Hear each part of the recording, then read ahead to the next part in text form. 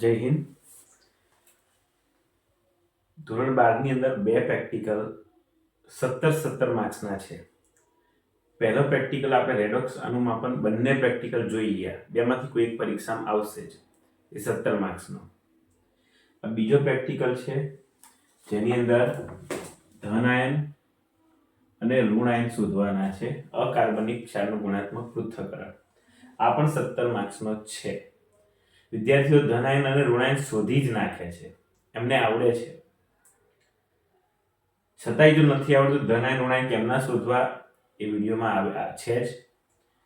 પણ ધન આયન ઋણ આયન શોધાઈ જાય તો પછી લખવાની પેટર્ન કંઈક આ પ્રમાણે છે. તો ઘણી વખત જો સાચું વ્યવસ્થિત પેટર્ન પ્રમાણે લખે ને તો પણ માર્ક્સ આવતા હોય છે. ના આવવાનું કારણ આ છે કે આ પ્રમાણે લખતા નથી. ઘણી વખત ચેનલ સબસ્ક્રાઇબ ના કરી હોય એટલે બધું સ્કીપ થઈ જતું હોય, કંઈ ખ્યાલ ના આવે. એટલે પહેલા સબસ્ક્રાઇબ કરી લેજો બાકી હોય તો. ધન આયન ઋણ આયનના પ્રેક્ટિકલમાં પ્રાથમિક કસોટીઓ આવી રીતે બનાવી જ દેવાનું. સપ્લિમેન્ટરી જ્યારે હાથમાં આવે ત્યારે આ બનાવી જ દેવાનું. ફિક્સ છે આ લખાણ. ઋણ આયનની કસોટી તો મધ H2SO4, સાંદ્ર H2SO4, મધ HNO3, એમોનિયમ મોલિબ્ડેનમ અને BaCl2 મૂળ દ્રાવણની સાથે. ઋણ આયનની કસોટી આ ખાલી રાખવાની. આપણને કયું ઋણ આયન આપ્યું છે નથી ખબર. જ્યાં સુધી બીજું બધું સાધનો સાફ સફાઈ ને બધું ચાલતું હોય, બીજી સૂચનાઓ આવતી હોય, ત્યાં સુધી આવું કોઠા એવું બનાવી રખાય. સમીકરણની જગ્યાએ છોડી દેવાની. ધન આયન માટેની કસોટી ફિક્સ છે. આ મૂળ દ્રાવણ એની વચ્ચે શૂન્ય સમૂહ છે. આ પ્રથમ સમૂહ, દ્વિતીય સમૂહ, તૃતીય, ચતુર્થ, પંચમ, છઠ્ઠો સમૂહ. 6 સમૂહની કસોટીના શૂન્ય સમૂહ છે. HCl તો એમાં HCl માં H2SO ઉમેરવાનું છે. HNO3 NH4Cl NH4OH, NH4Cl NH4OH તો છે જ, H2SO ઉમેરવાનું છે. NH4Cl NH4OH છે જ, NH4CO3 એક્સ્ટ્રા આવે છે. NH4Cl NH4OH છે જ, NH2SPO બે વખત લખો તો મોડે થઈ જશે. ગોખવી નહીં પડે માર્ગદર્શિકામાં. સોરી, ક્યાંય લખવું નહીં પડે. ધન આયનની નિર્ણાયક કસોટી જગ્યા ખાલી રાખો. એના સમીકરણ અને પરિણામ કોઠો. ધન આયન, ઋણ આયન, અણુસૂત્ર અને નામ. એવું માની લઈએ કે તમે ધન આયન શોધી નાખ્યો છે અને એ છે Mg+2. ઋણ આયન શોધી નાખ્યો છે Mg, આ ધન આયન Mg+2, ઋણ આયન SO4 -2. અણુસૂત્ર બનશે MgSO4, મેગ્નેશિયમ સલ્ફેટ. એનું નામ લખી દઈશું.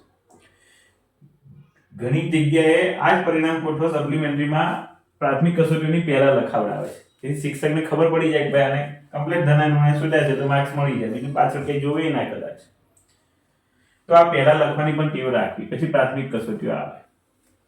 એક પેમ્પલેટ છે, દરેકને આપ્યું જ હશે, નહીં હોય તો વિડીયોના અંતમાં મૂકી દઈશ. તો આપણને શોધાઈ ગયા છે, ધન આયન ઋણ આયન શોધાઈ ગયા છે. કેવી રીતે શોધવા એ વિડીયોમાં આવી જશે. પણ જો મળી ગયા તો લખવું કેવી રીતે? કેમ કે શોધતા બધાને આવડે, પણ લખતા ના આવડે તો માર્ક્સ લખવાના જ છે. તો રંગની અંદર ખાસ આપણે જોવા જઈએ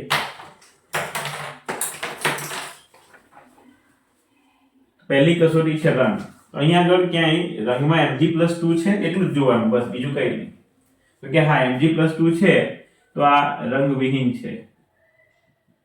અને રંગવિહીન છે ને માટે બધા એક બે ધન આયન લખવાના, Pb+2, Al+3, અને પછી આપણું જે ધન આયન હોય એ લખી દેવાનું Mg+2 વગેરે હાજર હોઈ શકે.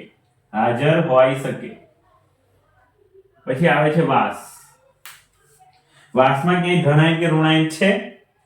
જો નથી તો અહીંયા લખી દઈશું આપણે વાસ વિહીન. અને એની અંદર જે કંઈ ઋણ આયન આપ્યા છે એ બધા જ આપણે ગેરહાજર બતાવી દઈશું. SO3 -2, S-2 વગેરે ગેરહાજર. એને ગરમ કરવાની શુષ્ક કસોટીઓ છે બધી. તો એની અંદર તો કે કોઈ વિશિષ્ટ કસોટી મળતી નથી. તો અંદર જે કંઈ આયનો આપ્યા હોય, ધન આયન આપેલા છે, Cu+2, Fe+2 વગેરે ગેરહાજર. જ્યોત કસોટીની અંદર જ્યોત મળતી હોય છે. તો અહીંયા આગળ આપણને ક્યાંય કોઈ વિશિષ્ટ જ્યોત મળતી નથી. આવું લખવાનું, વિશિષ્ટ જ્યોત મળતી નથી. જે મળે એ જ લખીને આવતા રહે. ઘણી વખત છોકરાઓ રંગવિહીન Mg+2 હાજર, Al+3 Pb+2 હાજર હોઈ શકે, આ બધું નહીં લખતા. એટલે જે નથી મળતું એ પણ લખવાનું. વિશિષ્ટ જ્યોત મળતી નથી. વિશિષ્ટ જ્યોત નથી મળતી માટે એમાં જે કઈ ધન આયનો આપ્યા છે કે Ba+2 Ca+2 Sr+2 વગેરે ગેરહાજર. અને અહીંયા બોર્ડની ક્ષમતા છે, એક જ બોર્ડમાં બધું બતાવવાનું છે. તમારા સપ્લિમેન્ટરીમાં આખો ભાગ હોય છે એટલે આ જગ્યા થોડી વધારે રાખી શકો. બોરેક્સ મણકા કસોટીમાં કોઈ વિશિષ્ટ કસોટી મળતી નથી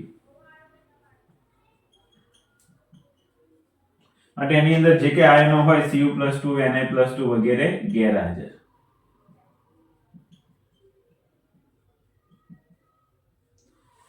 પછી આવે છે ઋણ આયનની કસોટી. તો ઋણ આયનની અંદર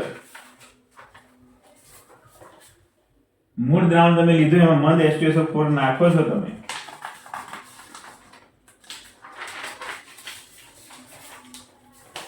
તો મંદ H2SO4 માટે CO3-2 S-2 SO3-2 NO2-2 છે. આપણે તો SO4-2 છે એટલે મંદ H2SO4 માં ક્યાંય પણ આપણને CO2 ના ઉભરા જોવા મળતા નથી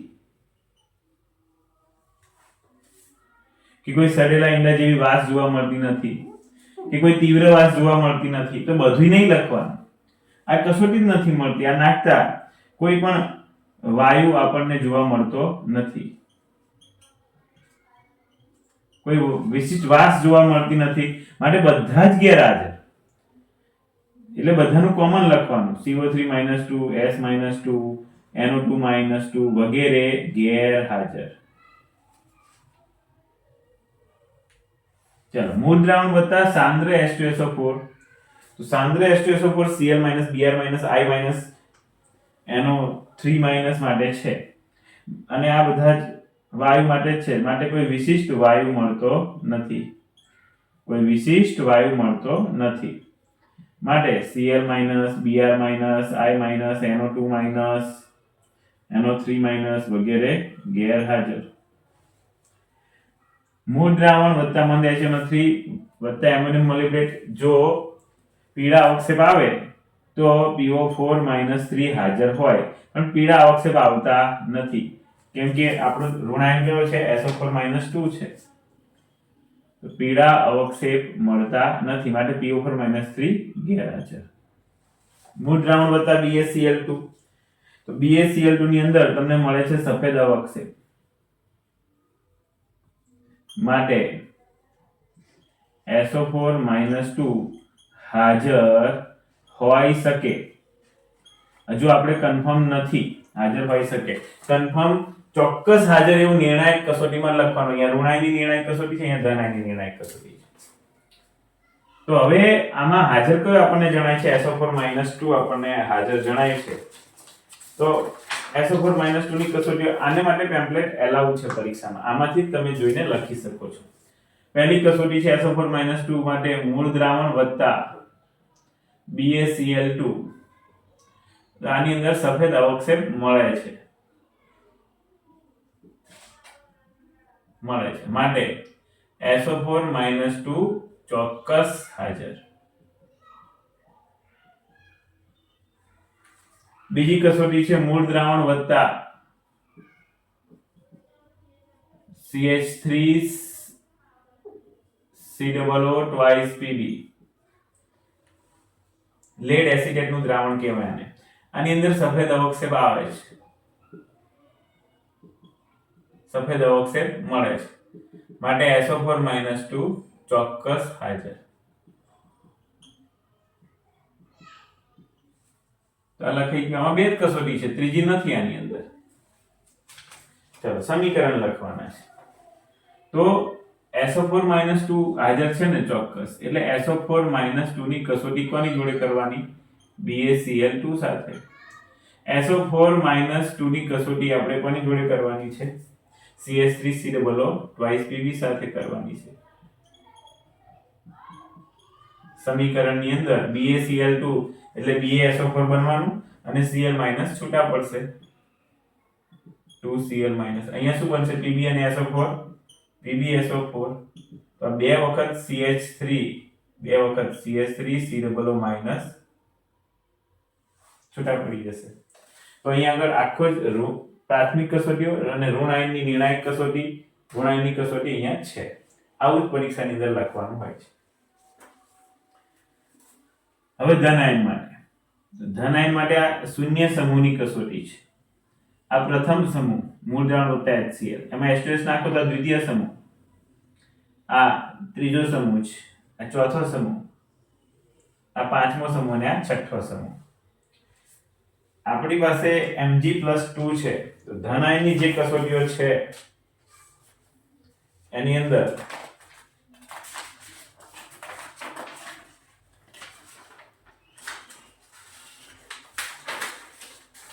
Mg+2 ક્યાં આગળ છે? તો કે Na2HPO4 વાળું જે છે ને એની અંદર સફેદ અવક્ષેપ મળે છે.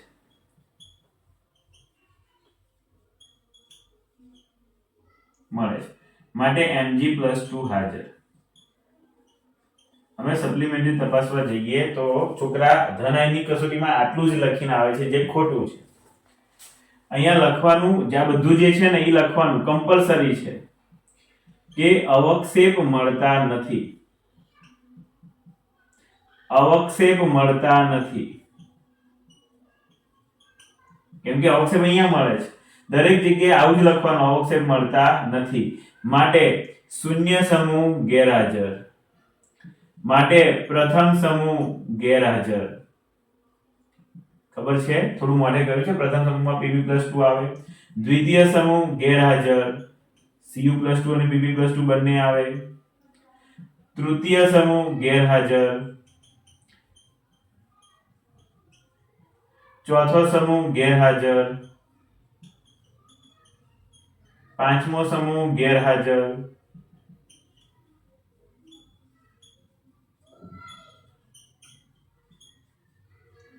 હવે પ્રથમ, દ્વિતીય, તૃતીય ના લખવું હોય ને તો રોમન આંકમાં પણ પહેલો સમૂહ, બીજો સમૂહ, ત્રીજો સમૂહ, ચોથો સમૂહ, પાંચમો, છઠ્ઠો, સાતમો, બરાબર 6 છે. આવી રીતે તમે લખી શકો. ધન આયનની નિર્ણાયક કસોટી, તો ધન આયન કયો છે? Mg+2 છે ધન આયન. તો એની કસોટીની અંદર Mg+2 માટે આવે છે પહેલું મૂળ દ્રાવણ વત્તા NaOH નું દ્રાવણ, સફેદ અવક્ષેપ મળે છે. માટે Mg+2 ચોક્કસ હાજર. બીજી કસોટી જોઈ લઈએ. મૂળ દ્રાવણ વત્તા ક્યાં મળ્યું આપણને? NH4 twice CO3. આની અંદર આમાં પણ સફેદ અવક્ષેપ મળે છે. માટે Mg+2 ચોક્કસ હાજર. સમીકરણ લખવાના છે. સમીકરણ કોના લખવાના છે? તો કે ધન આયનના લખવાના છે. Mg+2, એની સામે ઋણ આયન કયું વપરાય છે? OH- આ, એટલે બનશે MgOH twice.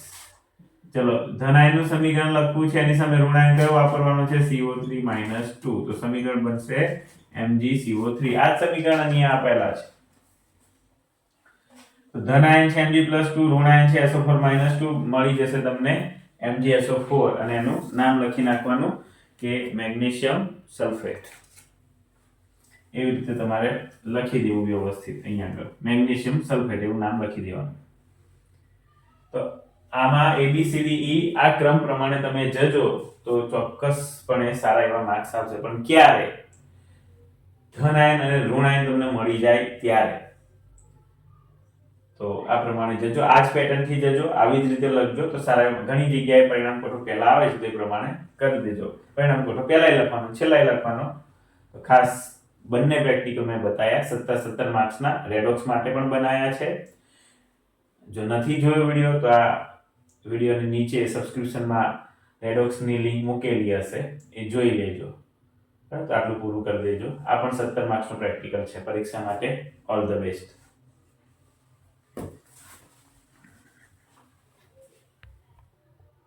વાલા વિદ્યાર્થી મિત્રો, હવે જે વિડીયો આવશે એ આપણે ધન આયન અને ઋણ આયન કેવી રીતે શોધવા ત્યાંનો છે. જો તમને ધનાયન ઋણાયન શોધતા આવડતું હોય તો વિડીયો જોવાની કોઈ જરૂર નથી, અથવા તો રિવિઝન કરવું હોય તો જોઈ શકો છો. અકાર્બનિક ક્ષારનું ગુણાત્મક પૃથ્થકરણ, એમાં ધનાયન શોધવાનો હોય છે અને ઋણાયન શોધવાનો હોય છે. આ પ્રેક્ટિકલમાં આપણે ધનાયન કેવી રીતે શોધવો, ઋણાયન કેવી રીતે શોધવો અને લખવું કેવી રીતે, ખાસ તો શોધાઈ તો ગયું પણ પરીક્ષામાં લખ્યું ને એના માર્ક્સ હોય છે. તો બધું જ અહીંયા જોઈ લઈશું. ધનાયન શોધવા માટે સૌથી પહેલા તમારે જે મૂળ દ્રાવણ હોય છે ને એ મૂળ દ્રાવણની અંદર HCl નાખવાનો હોય છે. HCl નાખશો એટલે કાં તો અવક્ષેપ મળશે તમને. જો અવક્ષેપ મળશે તો સમૂહ 1 હાજર અને સમૂહ 1 ની અંદર એ Pb+2 ધનાયન તમને મળી ગયું. એવું બને કે HCl નાખતા અવક્ષેપ મળતા નથી મળતા, તો તરત જ એની અંદર H2S વાયુ પસાર કરો. H2S વાયુ પસાર કરતા જો અવક્ષેપ મળે છે તમને તો સમૂહ 2 હાજર. સમૂહ 2 ની અંદર ધનાયનો કંઈક Pb+2 અને બીજો ધનાયન સમૂહ 2 ની અંદર છે Cu+2 અને ત્રીજો ધનાયન છે As+3. આ 3 ધનાયન હાજર અવક્ષેપ મળે તો. આની અંદર એવું છે કે ખબર કેમ નહીં પડે સમૂહ 2 માં 3 માંથી કોઈ એક છે. જો Pb અને Cu હશે ને તો કાળા અવક્ષેપ આવશે અને As+3 હશે ને તો પીળા અવક્ષેપ આવશે. CuSO4 તો વાદળી રંગનો હોય છે, ઓળખાઈ જાય. પણ જો અવક્ષેપ મળતા નથી તો દ્રાવણ ફેંકી દો, નવું દ્રાવણ લો, મૂળ દ્રાવણ. એની અંદર તમે HNO3 લ્યો, NH4Cl લેશો, NH4OH લેશો, તો ફરી પાછું તમને કાં તો અવક્ષેપ મળશે કાં તો અવક્ષેપ નહીં મળે. જો અવક્ષેપ મળે તો સમૂહ 3 હાજર અને સમૂહ 3 ની અંદર Al+3 અને Fe+3 છે. જો અવક્ષેપ મળે છે તો Al+3 માટે સફેદ અવક્ષેપ આવવા જોઈએ અને Fe+3 માટે કથ્થાઈ રંગના અવક્ષેપ આવવા જોઈએ. પછી તરત જ તમારે નિર્ણય કસોટી જતું રહેવાનું. જો અવક્ષેપ નથી મળતા તો H2S વાયુ તરત જ આ જે દ્રાવણ છે ને એમાં જ H2S વાયુ પસાર કરી દેવાનો. H2S વાયુ પસાર કરતા કાં તો અવક્ષેપ મળશે કાં તો અવક્ષેપ નહીં મળે. જો અવક્ષેપ મળે છે તો સમૂહ 4 હાજર. સમૂહ 4 ની અંદર ધનાયન બધા કયા કયા આવે છે તો કે CO+2, Ni+2, ત્યાર પછી બીજા એક Mn+2 અને Zn+2. તો 4 ધનાયન તમને મળતા હોય છે, જેની અંદર CO અને Ni જે છે ને એ કાળા અવક્ષેપ આપશે, H2S વાયુ પસાર કરેલો છે. Mn+2 છે બફ રંગના અવક્ષેપ આપશે, Zn+2 છે સફેદ અવક્ષેપ આપશે. તો તરત જ ખ્યાલ આવી જશે. પણ જો અવક્ષેપ ના મળે તો પછી તમારે આની અંદર જે દ્રાવણ છે એ ફેંકી દેવાનું, નવું દ્રાવણ લેવાનું. મૂળ દ્રાવણ NH4Cl, NH4OH વત્તા NH4 twice CO3. આવું કરતા કાં તો અવક્ષેપ મળશે કાં તો અવક્ષેપ નહીં મળે. જો અવક્ષેપ મળે છે તો 3 ધનાયન હાજર, એક Ba+2, Sr+2 અને ત્રીજું છે Ca+2. અવક્ષેપ મળે છે કાળા રંગના અવક્ષેપ આવે ને તો Ca+2 હાજર અને Sr+2 આવે તો લાલ રંગના અવક્ષેપ હાજર. Ba+2 જો આવશે તો તમારે સફેદ રંગના અવક્ષેપ જોવા મળશે. NH4 CO3 નાખતા અવક્ષેપ મળે તો આ પ્રમાણે ધનાયન હાજર. જો અવક્ષેપ મળતા નથી તો તમારે મૂળ દ્રાવણની અંદર NH4Cl, NH4OH, અને Na2HPO4 નાખવાનું. આમ કરતા જો અવક્ષેપ મળે તો સમૂહ 5 હાજર, સોરી અહીંયા આગળ સમૂહ 5 આવશે, સમૂહ 5 હાજર અને અહીંયા આગળ સમૂહ 6 હાજર. સમૂહ 6 એટલે કયું? Mg+2. અને જો અવક્ષેપ ના મળ્યા, અવક્ષેપ મળતા નથી તો શૂન્ય સમૂહ હાજર. અને શૂન્ય સમૂહ માટે આપણે ધન આયન છે NH4+.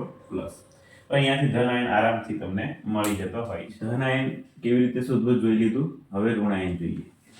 ઋણ આયન શોધવા માટે બે ટ્રીક છે. એક તો તમારી પાસે જે કોઈ મૂળ દ્રાવણ હોય છે એ મૂળ દ્રાવણની અંદર વારાફરતી પહેલા તો મંદ H2SO4 નાખીને જુઓ. મંદ H2SO4 નાખશો ને એટલે એની અંદર 3-4 શક્યતાઓમાંથી એક શક્યતા તમને જોવા મળશે. જેમ કે તમને ઉભરો જોવા મળે, વાયુનો ઉભરો આવતો હશે, કાં તો ઉભરો નહીં આવે પણ સડેલા ઈંડા જેવી વાસ આવશે, કાં તો સરકા જેવી વાસ આવશે, કાં તો સલ્ફરના બળવા જેવી વાસ આવશે. આવું તમને જોવા મળશે. ત્યારમાંથી કોઈ એક જ જોવા મળશે. જો તમને ઉભરો આવતો જોવા મળે, મૂળ દ્રાવણમાં મને H2SO4 નાખશો તો CO3-2 હાજર. સડેલા ઈંડા જેવી વાસ આવે તો S-2 હાજર. સરકા જેવી વાસ આવે ને CS3COO- હાજર. અને સલ્ફરના બળવા જેવી વાસ આવે ને તો SO3-2 હાજર. હજુ એક છે કે કથ્થાઈ રંગનો વાયુ તમને જોવા મળે.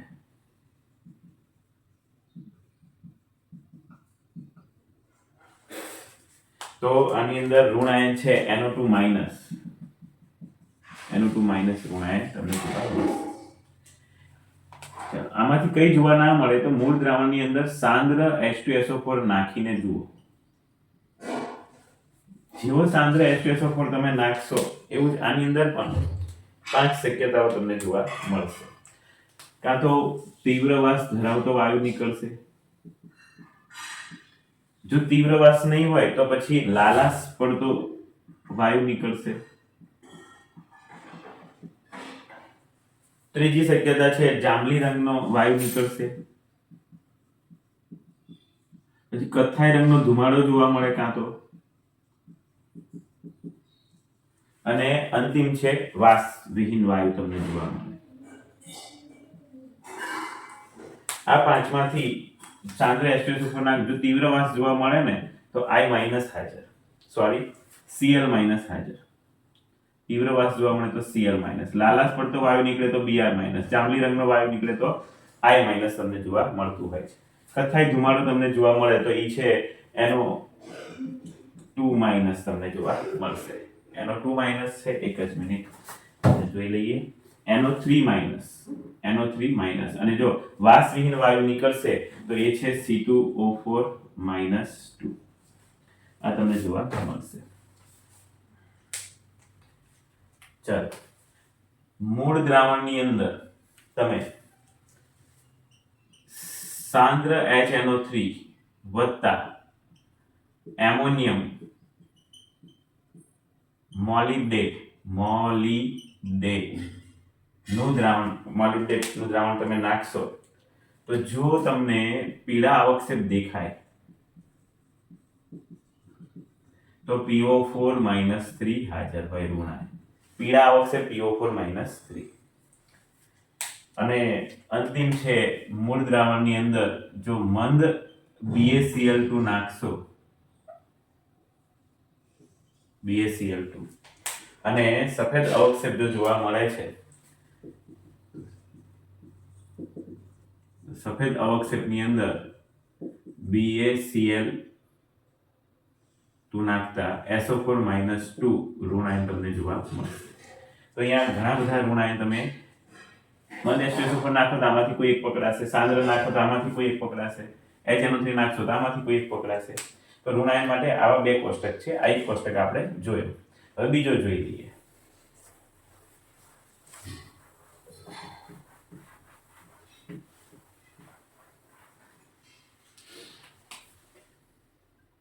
તમારું જે મૂળ દ્રાવણ છે એની અંદર AgNO3 નાખો. એક જ મિનિટની કસોટી છે. AgNO3 નાખતા કાં તો સફેદ અવક્ષેપ આવશે, કાં તો પીળા અવક્ષેપ આવશે, કાં તો કાળા અવક્ષેપ આવશે, અથવા તો અવક્ષેપ મળતા નથી. આ 4 શક્યતાઓમાંથી કોઈ એક શક્યતા તમને જોવા મળશે. જો સફેદ અવક્ષેપ આવે ને તો Cl- અને CO3 - 2 હાજર. જો પીળા અવક્ષેપ આવે ને પીળા PO4 - 3 Br- અને I-. જો કાળા અવક્ષેપ આવે ને S- 2 અને અવક્ષેપ ના મળે ને તો SO4 - 2 SO3 - 2 NO3 અને NO2 એમાંથી SO3 નહીં આપે પરીક્ષામાં, ક્યારેય નહીં આપે. પણ સાહેબ અમારે સફેદ અવક્ષેપ આવ્યા તો આ બેમાંથી કયું હાજર? તો જે અવક્ષેપ આવ્યા છે ને એમાં મંદ HNO3 નાખી દો. મંદ HNO3 નાખશો તો આમાં બે શક્યતાઓ તમને જોવા મળશે. કાં તો અવક્ષેપ જે આવ્યા છે એમાં ઉભરો તમને જોવા મળશે. જો ઉભરો આવે ને તો CO3 - 2. પણ એ અવક્ષેપ અદ્રાવ્ય રહેશે, ઉભરો નહીં આવે તો Cl- હાજર. તરત પકડાઈ જશે. આ ત્રણમાંથી કયા? તો એમાં પણ તમારે HNO3 નાખવાનું. અવક્ષેપ આવ્યા એમાં HNO3 નાખશો. HNO3 નાખતા જો અવક્ષેપ દ્રાવ્ય થઈ જાય કાં તો અદ્રાવ્ય રહેશે. અદ્રાવ્ય રહે ને તો Br- અને I-. પણ દ્રાવ્ય થઈ જાય ને તો PO4 - 3 હાજર. અદ્રાવ્ય આ બેમાંથી કયું હોય? મોટે ભાગે Br જ હોય, NH4 Br એવી રીતે આપ્યું હોય. પણ છતાંય તમારે આગળ વધવું હોય તો આની અંદર અવક્ષેપ અદ્રાવ્ય રહ્યા તો વધુ પ્રમાણમાં NH4OH નાખો. જો અવક્ષેપ દ્રાવ્ય થઈ જાય તો Br- અને અદ્રાવ્ય રહેશે તો I- હાજર. કાળા અવક્ષેપ આવે તો S- 2 છે જ. અવક્ષેપ નથી મળતા તો આ SO4 NO3 અને NO2 એમાંથી જો અવક્ષેપ નથી મળતા તો તમારે દ્રાવણ ફેંકી દેવાનું. મૂળ દ્રાવણ લઈ લો, એની અંદર BaCl2 નાખો. જો લેબમાં BaCl2 નથી તો BaNO3 ટ્વાઇસ નાખો. BaNO3 ટ્વાઇસ નાખો. તો બેમાંથી કોઈ એક તમે લઈ શકો છો. તો જો સફેદ અવક્ષેપ મળશે તમને, સફેદ અવક્ષેપ, અને આ સફેદ અવક્ષેપ HNO3 ની અંદર દ્રાવ્ય થતા હોવા જોઈએ. HNO3 નાખી જોઈ લો, જો દ્રાવ્ય થઈ જાય છે તો SO4 - 2 હાજર. આ સફેદ અહીંયા તમે BaCl2 નાખતા અવક્ષેપ મળતું જ નથી તો પછી આ બેમાંથી કોઈ એક તમારી પાસે હોઈ શકે, NO3- અને NO2-. આમાંથી કયો પકડવો? તો આગળ એક જે કોઠો બતાવ્યો તમને કોષ્ટક, એમાંથી કોઈ એક તમને મળી રહેતું હોય છે. તો ખાસ આ બે કોષ્ટક તૈયાર કરવા. હવે આપણે જોઈએ કે અમને ધન અને ઋણ ખબર પડી ગઈ તો પછી લખવું કેવી રીતે? ખબર પડ્યાના માર્ક્સ નથી, લખ્યાના માર્ક્સ છે. એટલે લખતા ખાસ આવડવું જોઈએ.